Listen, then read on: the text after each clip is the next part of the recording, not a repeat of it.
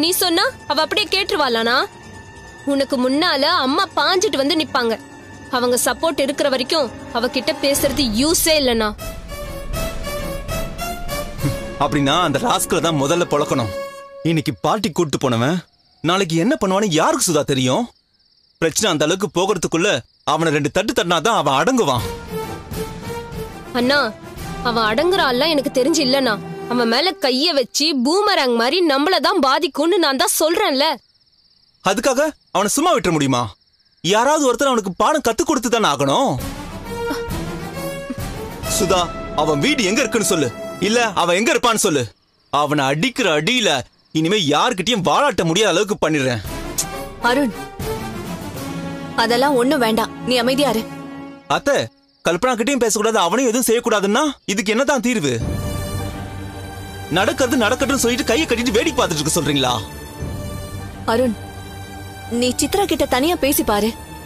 சுதா சொன்ன மாதிரி சித்ராக்கு உண்மையை புரிய வச்சா மட்டும்தான் நாம அவளை காப்பாத்த முடியும். ஆமா அருண், சித்ரா கிட்ட நீங்க பக்குவமா எடுத்து சொன்னா அவ புரிஞ்சுப்பான்னு தான் தோணுது.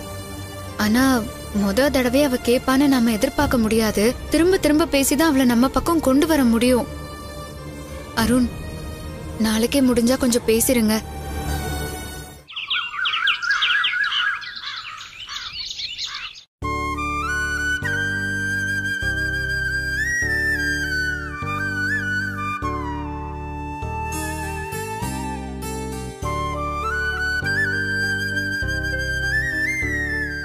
வீட்டு சூழ்நிலையில இருந்தா உங்களுக்கு நினைவு திரும்பிடும்னு டாக்டர் சொன்னாரு.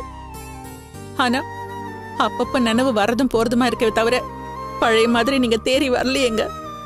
நம்ம வீடு இப்ப என்ன சூழ்நிலையில இருக்குன்னு உங்களுக்கு தெரியுமா? இந்த மாதிரி நேரத்துல என் கூட நீங்க பழையபடி இருந்தா எனக்கு எவ்வளவு தைரியமா இருக்கும். என்ன இப்படி தனியா மாட்டி விட்டுட்டீங்களே.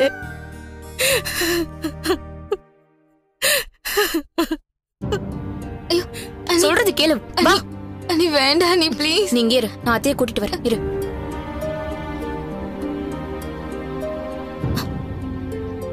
அத்தை,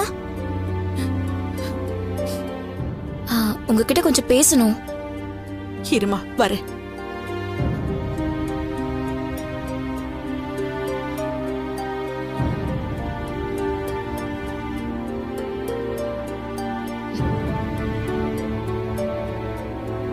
இப்ப வந்துடுறேன்.